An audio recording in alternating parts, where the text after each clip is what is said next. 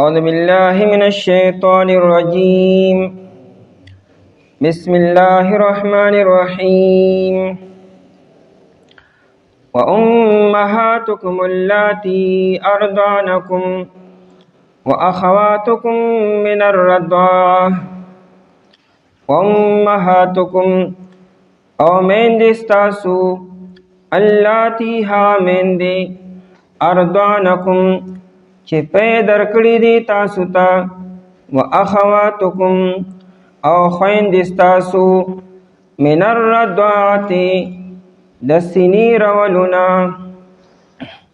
آیت مبارکه کې د محرماتو ذکر شروع دی چې کومو زنانو سره نکاح کول حرام دي. پای کې نسبی رشته بیان شوی وو چې د یو سړي خپل مور ده، لورانی دي، خویندې دي، تروریانې، ماسیګانې، ریرې او خرزې.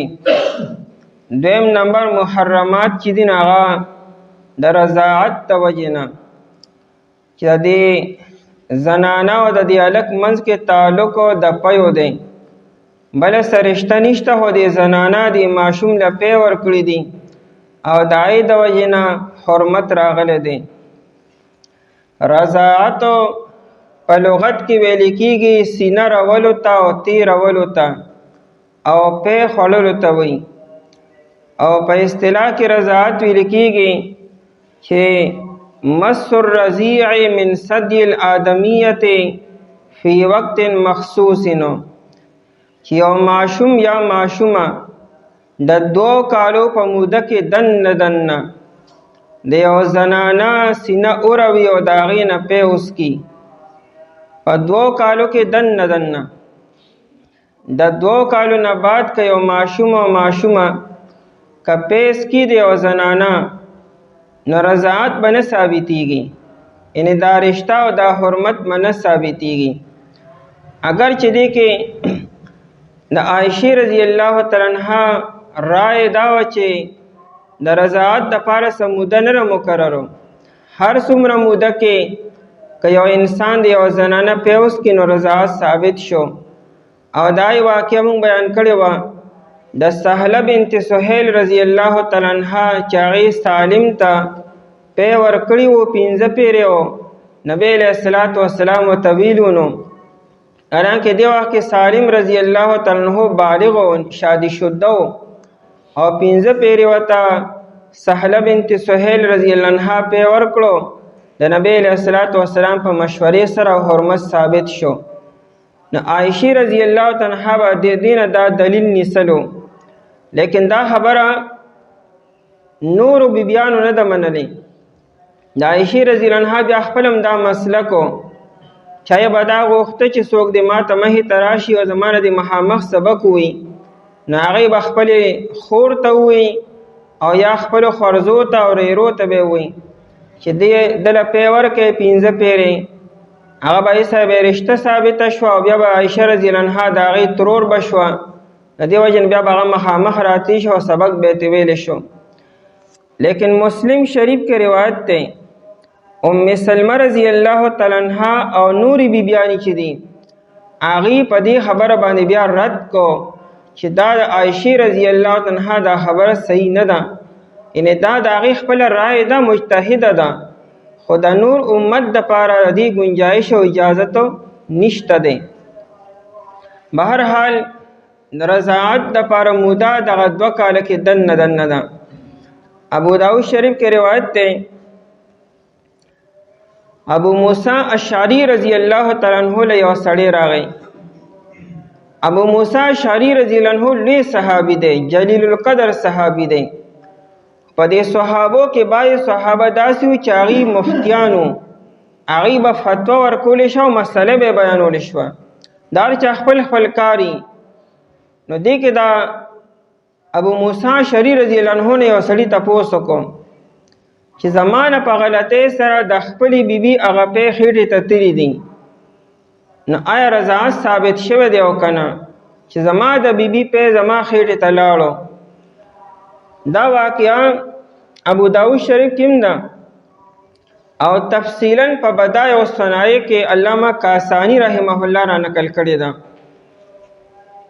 د ماشوم زوی هغه ماشوموالي کې وفات شو، د میاشتو یا د هفتې به او بیا د زنانه چې دی نو په سینو کې غونډ پیدا شو، هغه پې جم شو.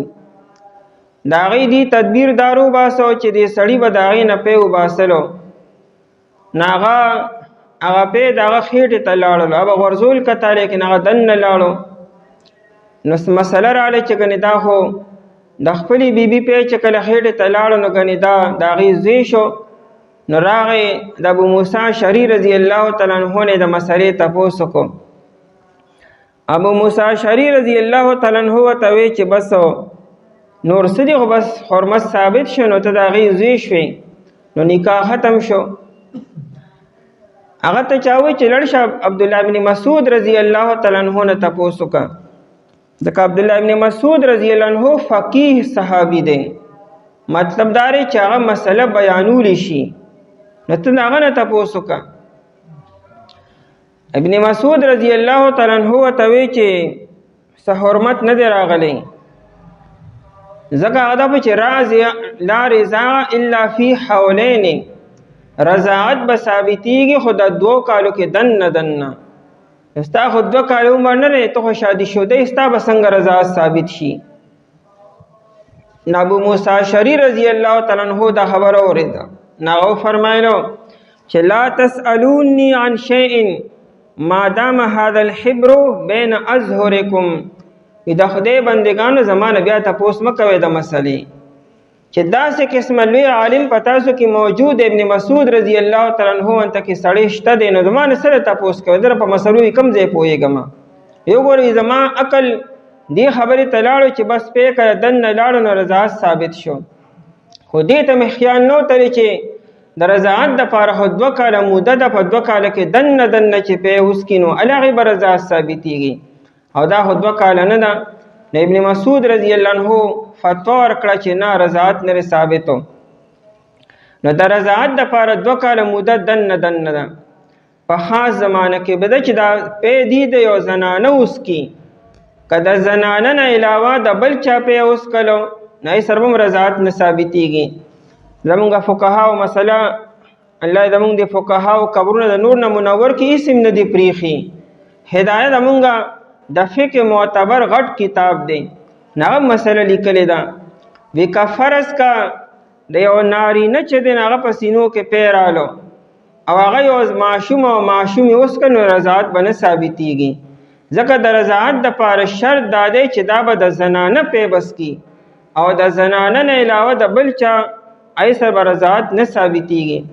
دارنګه که چېرې 2 ماشومانو په یو ځای د بیزې پی وسکلو یا د غوا یا د میخې، نو دې سره هم دا دواړه رونه نه ګرځي. امام بخاري رحمت الله علیه باره کې دا واقعه سي مشهوره ده، او زمونږ د فقه کتابونو هم لیکلې ده، روح المعانی هم لیکلې ده، او مبسوط او علامه سرخسی رحمت الله علیه کتاب دی هغه هم لیکلې ده. دا واقعه سي کمزور ښکاري، خو زمونږ فقهاو لیکلې ده. نو سبا کې امام بخاري صاحب نه یو سړي تپوس وکړه د مسلې، که چېرې 2 ماشومان د یو بیزې پې وسکي په یو ځای باندې، د بیزې پتی باندې خوله کېږي او پې تې وسکي نو رضاعت به ثابتېږي. نو هغه ته او دا دواړه رونه شو، د دې منځ کې رضاعت ثابت شو. نو دغه زمانې چې کوم لوی امام ابو حفص کبیرو، نو هغه په امام بخاري صاحب باندې بیا پابندي ولګوله چې ته به د نن نه پس چاته مسله نه وایي، صرف حدیث او بیانې مسله به نه وایي، تا مسله غلطه بیان کړې ده چې دی خو د بیزې پیس کړي ته وایي لګیا ته حرمت ثابت دی. نو دا واقع روح المعانی هم لیکلې ده او مبسوط هم لیکلې ده، خو په ظاهره کې دا واقع د امام بخاري صاحب لوی شان دی او ډېر لوی محدث او ډېر لوی فقیه دی، هغه داسې کمزورې خبره څنګه بیان کړي؟ معلومیږي دا چې دا کمزورې چاره ځانه جوړه کړې ده. بهرحال چې دا پې د یو زنانه وسکي نو هغې به حرمت ثابتېږي، او دا حرمت به بالکل داسې وي لکه څنګه چې د انسان خپل سکه اولادي. نبی علیه الصلاۃ والسلام دا ورشه څوک دی یاره؟ نبی علیه الصلاۃ والسلام د حمزه رضی الله تعالی عنه لور وه، نو علی رضی الله تعالی عنہ وی نبی علیہ الصلوۃ والسلام ته چې جی د حمزه رضی الله تعالی عنہ لور دا او حمزه رضی الله عنہ خو ډیر لوی نسب دی، نو تاسو ای سره نکاح نه کوئ. نو نبی علیہ الصلوۃ والسلام وی چې نه زبا د حمزه رضی الله عنہ لور سره څنګه نکاح وکما؟ وی مالا او حمزه دواړو لا د ابو لهب وینځي سویبا هغه مونږ دواړو لا پیرا کړی دي، یعنی ما او حمزه رضی الله عنہ دواړو د سویبې پیس کړی دي. سویبا د ابو لهب وینځوا. نبی علیہ الصلوۃ والسلام چې کله پیدا شو او ابو لهب ته خبر ملو شو چې رواره دي شوی دی، هغه د پډیر خوشاله نه د سویبا د آزاد کړه. نو دا ګوته دا سکړه وی ته الله لپاره آزاد ای. د دې د ایمان باره کې اختلاف ته چې د ایمان نه وړ دی او کنه د سویبا. بهر حال نو سویبی نبی علیہ السلام ته پی ورکړو حمزه رضی الله تعالی عنہ ته مو. نو نبی علیہ السلام د حمزه رضی الله عنہ د نبی علیہ السلام تر دی او دا دواړه رونه شو سو رضائی. نو د حمزه رضی الله عنہ لور چې شو د نبی علیہ السلام رضائی روی رشوا. نو نبی علیہ السلام د بسنګ خپل روی سر بیا نکاح وکم، څنګه چې سکر روی سر نکاح نشي کولی نو رضائی روی سر نکاح نشي کولی. دارنګه د ام سلمہ رضی الله تعالی عنها لور و درہ رضی الله تعالی عنها. نو دا ام حبیبه رضی الله تعالی عنها چې دا د ابو سفیان رضی الله عنه لورو. ام حبیبی نبی علیہ الصلوۃ والسلام ته د ما د خور سره نکاح نه کې. د ام حبیبی کشر خور وا. نو نبی علیہ الصلوۃ والسلام ورته په دې خبر خوشاليږي چې خپل خور مال په نکاح کې راولي. ناویته او مقصد د نبی علیہ السلام دا چې عام طور حزنانه سړی د بل نکاح نه منی کی ته مال بل په خپل راولي. ناوی د مخکې نه کم داسې دی اوازې مچګنی زه په دې باندې خفه شم، ستا خو مخکې بلا شي بیا زما خور په کوم داخله شي کنه. نو نبی علیہ السلام نه د ما لپاره جایز نه ده، ځکه چې ته په نکاح کې نه خور به څنګه په نکاح کې راشي. دوه خویندې خو په نکاح کې نشي جمع کولی. آیت باهره کې دې ذکر را روان دی. بیا ورته ام حبیبی رضی الله عنها وی خلق وای چې ستا د ام سلمی لور سره د نکاح اراده را. دا اینم درہ رضی اللہ تعالی عنہ. نبی علیہ السلام د ابو سلمہ غلور یادې وی آو. نبی علیہ السلام وی درې سره زما نکاح کیږي نه د دوه وجونه. یو خدا چې دا غي مور زما په نکاح کې ده، نو کچې مور د مخکې نه په نکاح کې را او لور ول په نکاح کې را، دا خو مور او لور ما په نکاح کې جمع کړو. حالانکه یو سړی په یو ټیم کې دوه خویندې یا مور او لور او یا ترور او دارنګ ریرا او ماسی او خورزه د په نکاح کې نشي جمع کولی. چې ماسی دیم په نکاح کې را داغي خورزم ته په نکاح کې د نشي کولی. ترور او ریرا دواړه په نکاح کې نشي جمع کولی. دوه خویندې دارنګ لور او مور دا په نکاح کې نشي جمع کولی. نو یو خو ام سلمہ رضی الله عنها زما په نکاح کې را د مخ کې نه. دیم دا چې مالا او د دې پلار ابو سلمہ لا مونږ دواړه له سویبې پیرا کړی دي. نو زه او د دې جینې پلار چې ابو سلمہ رضی الله تعالی عنہ زموږ دواړه رونه یو رضائی. نو د ابو سلمہ لور چې هغه درہ ده هغه زما رضائی روی رشوه. زه به څنګه رضائی روی سره نکاح وکم؟ نو د رضاعت توجه بالکل داسې رشته ثابتېږي لکه څنګه چې حقیقي رشته وي او دارنګه د نسب رشته وي. دیو جنا قرآن کریم و امهاتکم ستاسو میندې. حالانکه مور خو هغه چې انسان ته نه پیدایي اموري او دا خو دین پیدا نه صرف پی ول ورکړي دي او دا پی ورکول دا بالکل د حقیقي مور په شان شو. د دې وجنا نبی علیہ الصلوۃ والسلام چې کله د حوازین نه فارغ شو نو د بنو سعد مه ته تیرېدو. یو بیبی را زنانه نبی علیہ السلام ورته پاسېدو، صادر ورته خور کو، هغه په خپل صادر باندې کینوله، ډیر عزت ول ورکو، بیا تحفه تحائف ورکو، ډیر په عزت سره رخصت کړه. صحابه تاسو کو چې دا خزه څوک ته چې نبی علیہ السلام ته دون عزت ورکو؟ ناغي وته دا د نبی علیہ السلام رضائی مور وا حلیمه سعدیہ رضی الله تعالی عنها. د حلیمه سعدیہ رضی الله عنها بارکه اختلاف ته خاص راجح کولدار مرقات کې مولا لیکاری سے لیکلی چې ایمان راوړل دي. نه د نبی علیہ السلام رضائی مور ده خو بالکل د حقیقی مور په شانت قدر به کو. د نبی علیہ السلام درې رضائی میندې دي. یو د حلیمه سعدیه رضی الله تعالی عنها ده، او دویم دغه سویبه ده د ابولهب وینځه، او درېیمه د ام ایمن رضی الله تعالی عنها. ام ایمن خو ډېر عمر نبی علیه الصلاۃ والسلام سره وه، دې ته بالکل نبی علیه الصلاۃ والسلام امي او اماه به ورته وي، دې ته نبی علیه السلام چې ته نوم نه دی اغستی، حالانکه دا د نبی علیه السلام وینځم ده، دا د نبی علیه السلام د پلار وینځه د عبدالله صاحب و. نو چې عبدالله صاحب وفات شو نو دا مور ته پاتې شو آمینې ته، او د آمینې بیبي نه بیا نبی علیه الصلاۃ والسلام ته میلاو شو، دا د نبی علیه السلام وینځم وه، لیکن دوی چونکې ما نبی علیه السلام له پیم ورکړي دي، نو نبی علیه السلام ورته بیا د وینځې په حیثیت نه دي کتلي، بلکې د مور په حیثیت به ورته کتلو. نو د رضاعت د وجې نه حرمت داسې ثابتېږي لکه څنګه چې د عام نسب د وجې نه ثابتېږي، ځکه خو نبی علیه الصلاۃ والسلام وفرمایل یحرم من الرضاع ما یحرم من النسب، لکه کومې رشتې چې د نسب د وجې نه حرام دي نو هغه شان رشتې د رضاعت د وجې نه حرام دي. دې کې دا مثلا ده چې دا پیچري که دا لږ وي او که ډېر وي، که یو ساس کې د ماشوم او ماشوم یې وسکلو نو رضاعت ثابت شو، دا نه چې ګنې یو پیره یا دوه پیرې یا درې پیرې.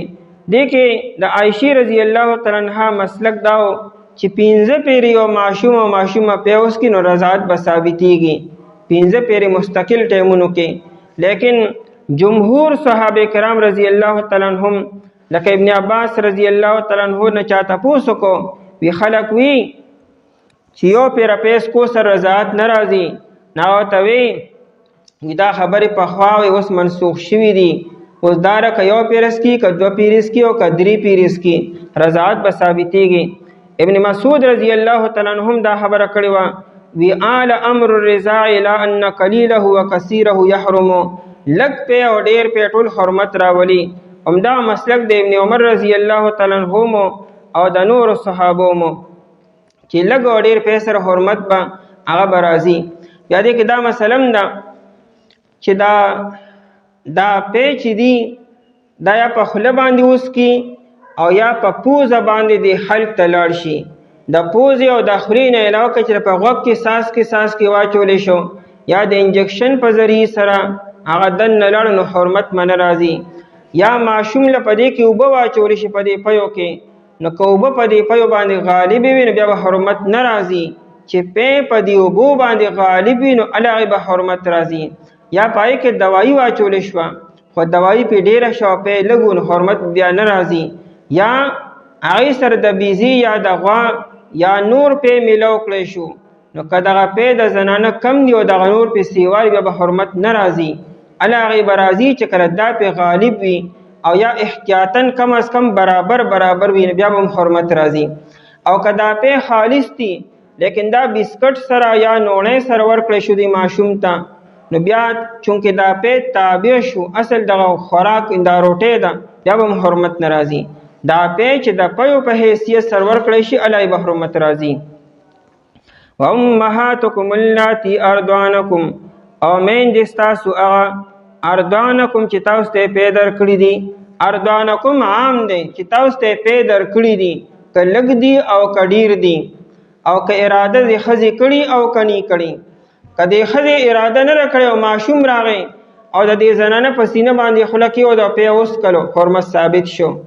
او یا دا چې ماشوم خو اراده نه کړې که د زنانه وله ورکړو بیا هم حرمت ثابت شو. بس خو چې دا پی په څه طریقې سره د خېټې ته لاړو نو حرمت به راځي. ارضعنکم چې پی درکړي تاسو ته. واخواتکم من الرضاعات، او خویندې ستاسو، اخوات جمع د اخت ده، ستاسو خویندې حکمې خویندې من الرضاعات د سینې درولو نه او د تی درولو نه.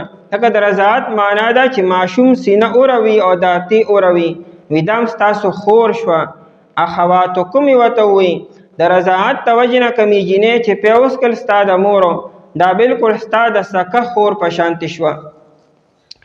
د دې بلا صورتونه دي، یو پردی جینۍ ده او هغه راله او ستا د مور پی وسکلو نو دا ستا خور شوه، دا له دغه زنانه لور شوه. په دې ماشومې باندې دغه زنانه ټولې رشتې حرامې شوې، یعنې دا ماشومه د دغه زنانه هېڅ یو زوی سره نکاح نشي کولی. دا نه چې دغه وخت کې د دې زنانه چې کوم ماشوم خپل دی پیدا شوی صرف هغه نه، که مشران زامنې دي چې هغوی 10 کاله او 20 کاله عمر دی، د دې جنۍ هغوی سره هم رشته نشي کېدی. په دې جنۍ باندې د دې زنانه خاوند هغه پلار شو، د هغه ورور د دې تره شو، دارنګې د هغه اولاد د دې وروڼه او خویندې شو، دارنګې د هغې زنانه مور د دې ماسی شوه. دا ټولې رشتې په دې باندې حرامې شوې. لیکن د دې جنۍ که رور او خوري نو د هغې رشته دلته نه ثابت شوې. نو د دې زنانه اولاد چې دی د دغه جنۍ نور وروڼه خویندو سره رشتې کولی شي، ځکه چې پې صرف د ماشوم اسکلي دي، هغه نورو نه اسکلي، صرف د دې ماشوم دې سره تعلق قایم شو او د هغې نور اولاد چې دی نور وروڼه خویندې هغې دلته کې تعلق نه دی قایم شوی. دغه رنګې که یو ماشوم له خپلې نیا پې ورکړو، یو ماشومه ده او خپلې نیا وله پې ورکړو، نو که د پلار د طرف نه ده او که د مور د طرف نه ده، نو دا ماشومه د خپل پلار خور شوه. لکه چې پلار سره دا برابر شو، ځکه دا نسې ده، لیکن چې د نیا پې اوس کړل د پلار سره دا د خور په درجه کې شوه. اوس دا چې ده نو دا د خپلو ترونو زامنو کې یو تن سره اوس نکاح نشي کولی، ځکه چې هلته کې چې د ترونو زامنو سره دا نکاح کې نو هغه د دې وروڼه جوړېږي، اوس خورزي جوړېږي، ځکه دا خو د خپلې نیا لور شو، اوس د 50 کلو د وجې نه رضایي لورې شوه. نو اوس دا د خپلو ترونو زامنو کې یو تن سره دارنګې د خپلو د دغه زنانو چې څونه لورانې دي یا زامن دي، نو هغه ترونه او یا چې نور د هغې چې کوم ماسیګانې دي هغه ټول په دې باندې حرام شو، نکاح ورسره نشي کولی. یا دارنګې یو جینۍ د خپلې مشرې خور پې اوس کلو، نو دا د هغې لور شوه. اوس دا جینۍ د دغه مشرې خور هغه هېڅ یو اولاد سره دا اوس نکاح نشي کولی. نو د رضاعت دا مسلې انتهایي باریکې دي، که لږ پې هم اوس کل نو رشته ثابته شوه، نو دا مسله په کور کې بیا بیانول پکار دي چې دې زنانه د ماشومې له پې ورکړو چې سوا چې ته غلطي ونه شي او بیا چې د دې منځ کې رشته ونه شي. واخواتکم من الرضاعت، او خویندې ستاسو من الرضاعت د تی درولو نه. خو که فرض که د دوه منځ کې نکاح وشو او د نکاح نه بعد یو ښځه راپاڅېده چې ما خو دې دواړو له پې ورکړي دي، نو آیا دا خبره به اوس منو که نه به منو؟ نو دې کې مسله دا چې موږ به ګورو چې دا کومه ښځه خبر ورکړي نو چې دا دینداره ده، نیک او صالحه ده او رښتیا وایي او که نه. که هغه په زمانه کې مخکې نه داسې وه چې هغه ویشتي خبرې، نو بیا د هغې خبرې له به اعتبار نه ورکو. خو دې کې مسله دا ده چې کله دې ښځې دا وایي چې ما دې دوه له پې ورکړي دي، نو دا ښځه او دا سړی چې دا زوجینو دی به وګوري که دې دواړو دې ښځې د خبرې تصدیق وکړو چې او ته رښتیا وایې تا مونږ له پې راکړي دي، نو نکاح به ختمېږي فوراً بیا. خو که هغې دواړه وي چې نه تا مونږ له کوم ځای کې پې راکړي دي، نو بیا به ګورو که دا ښځه رښتینې ده نو دې ته به مونږ وایو چې شاو په دې خبره 2 ګواهان قایم که 2 سړي راوله یا یو سړی او 2 ښځې کم از کم راوله. نو که چېرې ګواهي وشو باقاعده نو دا نکاح به فوراً ختم کړی شي. او که فرقه ګواهي نه راشي یا ګواهان نشته، نو بیا به وګورو که دغه ښځه رښتینې ده، دروغ نه وایي، غلط بیاني نه کوي او خبره صحیح وي، نو بیا به احتیاطاً د دې منځ کې نکاح ختم کو، جدایي به راولو، ځکه کیدی شي پې چې کوم دی نو سکري شوي او که نه دروغجنه ده نو خپل کار دي کوي. واخواتکم من الرضاعت، او خویندې ستاسو د تی درولو نه او د سینې درولو نه.